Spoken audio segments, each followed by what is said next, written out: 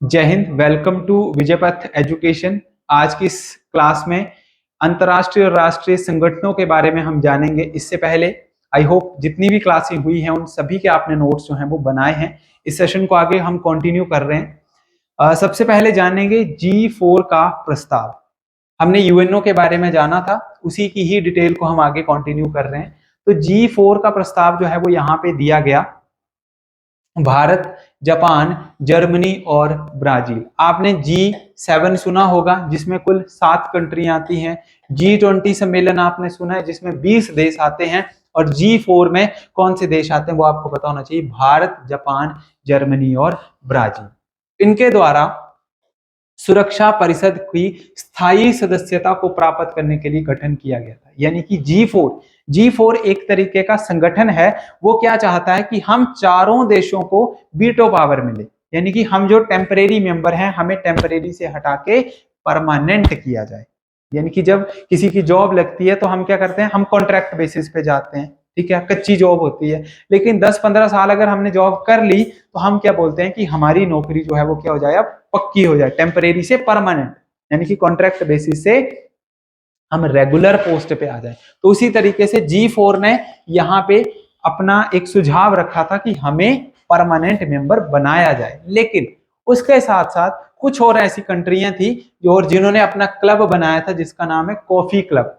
Coffee club ने क्या बोला कि इनको जो है वीटो पावर नहीं मिलनी चाहिए। तो भारत का विरोधी आपको तो पता ही है, पाकिस्तान जो है उसने सबसे पहले मना किया कि भारत को वीटो पावर नहीं मिलनी चाहिए। कॉफी क्लब के कौन से सदस्य थे? Pakistan, Italy, Mexico, Spain, Argentina, Canada और तुर्की।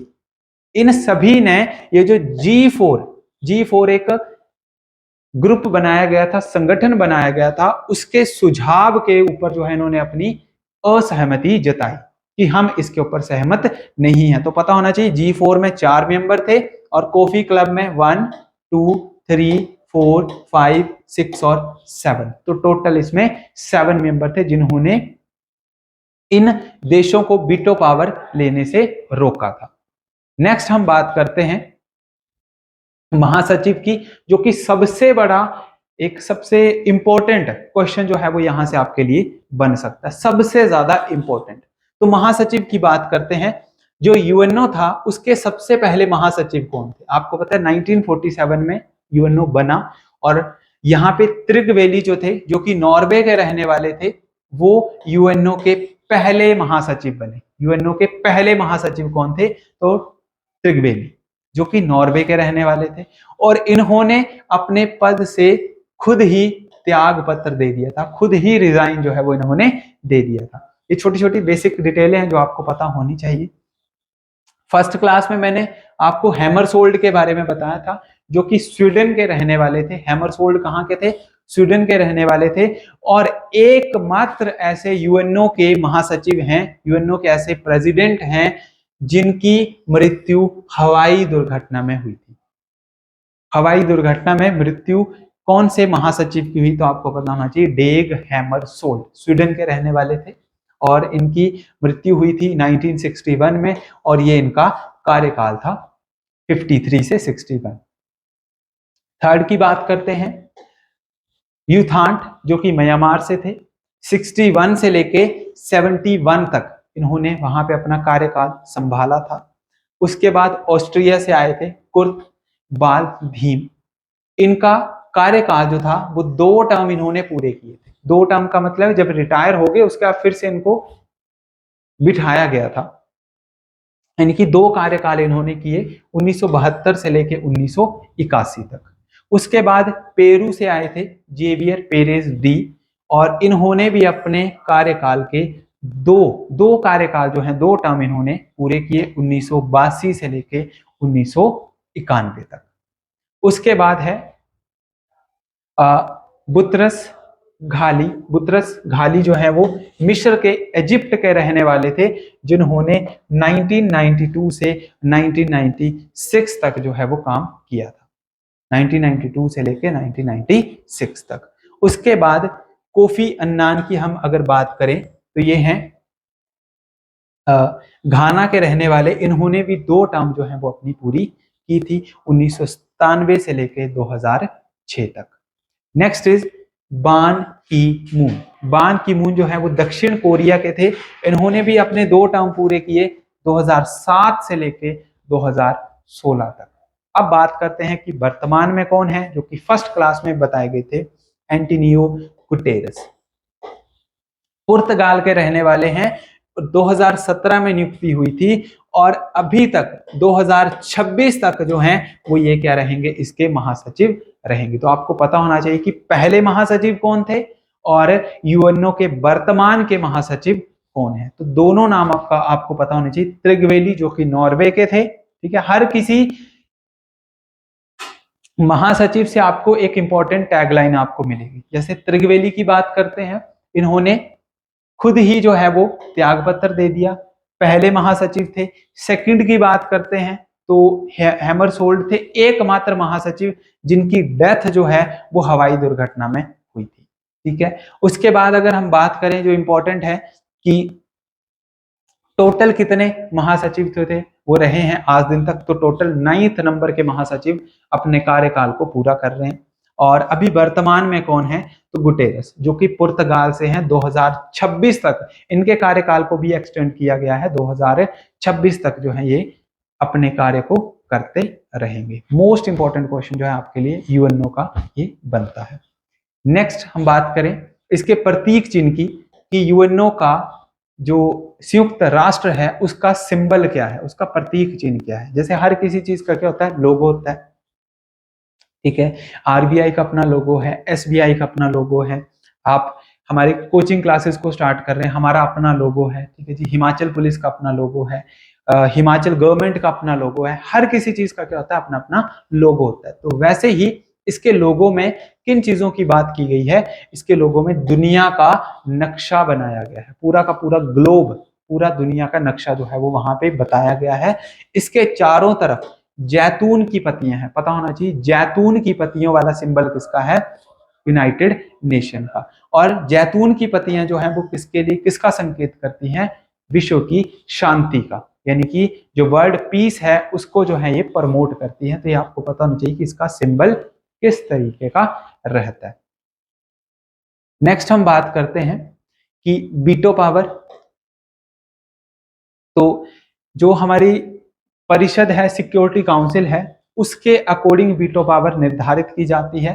मैंने आपको बताया अभी कि जो G4 का प्रस्ताव था वो यही चाहते थे कि हमें वीटो पावर मिले, परंतु कॉफी क्लब का मानना था कि इन देशों को वीटो पावर नहीं मिलनी चाहिए। और बाद में ऐसा ही हुआ कि कॉफी क्लब की बात को ही माना गया। तो वीटो पावर के कुछ स्थायी सदस्य होते हैं और कुछ जो है वो टेम्परेरी होते हैं, कुछ अस्थायी होते हैं। तो इसके अनुसार जो स्थायी सदस्यों को अगर अधिकार प्राप्त है तो उसके आधार पर कोई भी देश इसके फैसले के खिलाफ जाके इस फैसले को रोक सकता है। यानी कि जिनके पास वीटो पावर है उनके पास सुप्रीम पावर है। अगर कोई कंट्री फैसला लेती है तो वीटो पावर का यूज वहां पे किया जा सकता है, ठीक है जी। ये आपको ध्यान रखना है। इसमें 10 जो हैं वो अस्थायी होते हैं, ठीक है, और 5 जो हैं वो स्थायी होते हैं। 5 परमानेंट और 10 जो हैं वो टेम्परेरी। टोटल जो है वो 15 है और सभी के पास 15 के 15 सदस्यों के पास जो वोट करने की शक्ति है वो सिर्फ और सिर्फ एक है, यानी कि सिंगल। यहां पे ऐसा नहीं है कि अगर अमेरिका या यूएसए जो है वो हमारा सबसे पावरफुल है तो उसको 2 पावरें दी गई, नहीं। जितनी कंट्री अगर 15 सदस्य हैं, चाहे वो टेम्परेरी हैं चाहे परमानेंट, 15 के 15 के पास जो वोटिंग पावर है वो इक्वल है, ये ध्यान रखना, ठीक है।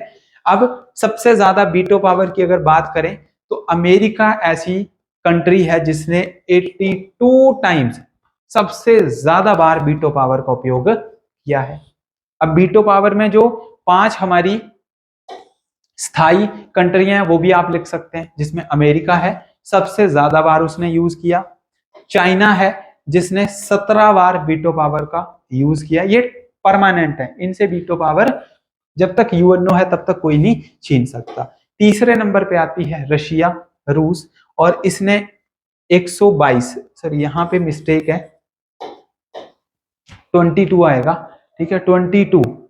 रूस ने जो है वो 22 टाइम्स जो है वो यहाँ पे वीटो पावर का यूज किया है। उसके बाद अगर फ्रांस की बात करें तो इसने लगभग 16 बार जो है वीटो पावर का यूज किया है, और ब्रिटेन ने 29 बार जो है वो वीटो पावर का यूज किया। तो ध्यान रखना है, सबसे ज्यादा बार अमेरिका ने वीटो पावर का उपयोग किया है। और वीटो पावर क्या है, जब कोई कंट्री एक फैसला लेती है तो वीटो पावर के थ्रू हम उस फैसले को हटा भी सकते हैं और उस फैसले को रोक भी सकते हैं।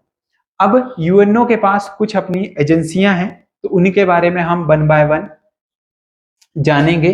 जिसमें सबसे पहले जो आपके पास एजेंसी आती है वो आती है WHO, विश्व स्वास्थ्य संगठन। अभी सिर्फ हम इसके नाम के बारे में बात करें, डिटेल जो है वो आपको नेक्स्ट क्लास में मिल जाएगी।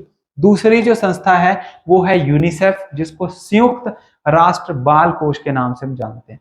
अब इसके हेड ऑफिस कहाँ पे है, इसकी स्थापना कब हुई है, कब इसका ओरिजिनेट हुआ, क्या इसके कार्य हैं, क्या इसमें कमियां हैं, क्या इसके सुझाव हैं, ये सारी चीजें वन बाय वन हम डिटेल में नेक्स्ट क्लास में डिस्कस करेंगे।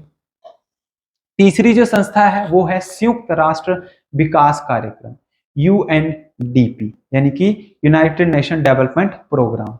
पता होना चाहिए, फुल फॉर्म भी आपसे यहां से बन सकती है, ओरिजिनेशन कहां से हुआ, कब इसकी फाउंडेशन जो है वो रखी गई, इस तरीके के क्वेश्चन बन सकते हैं। उसके बाद है संयुक्त राष्ट्र मानव अधिकार आयोग, UNHRC, human right commission, United nation human right commission, full form आपसे आ सकती है। नेक्स्ट है संयुक्त राष्ट्र शरणार्थी उच्च आयोग। उसके बाद संयुक्त राष्ट्र व्यापार एवं विकास सम्मेलन, और लास्ट है जो कि सबसे ज्यादा इंपॉर्टेंट है, यूनेस्को, संयुक्त राष्ट्र शैक्षिक सामाजिक और सांस्कृतिक संगठन। पता होना चाहिए, क्योंकि जितनी भी हमारी ये कैटेगरीज हैं, जो एजेंसियां हैं, कहीं ना कहीं पे मुख्य रूप से भारत में भी इनका काफी ज्यादा योगदान रहता है। तो ये जो भी एजेंसियां हैं, इनकी फाउंडेशन कब हुई, क्या इनके कार्य हैं, फुल फॉर्म्स क्या हैं, हेड ऑफिस कहाँ पे हैं, हेड कौन है, इनके चेयरमैन कौन है, क्या ये काम करते हैं, उनको हम डिटेल में नेक्स्ट क्लास में डिस्कस करेंगे। ठीक है जी। आई होप आज की क्लास आपको काफी अच्छी लगी। जल्दी ही नेक्स्ट क्लास के साथ हम मिलेंगे, तब तक के लिए जय हिंद जय भारत।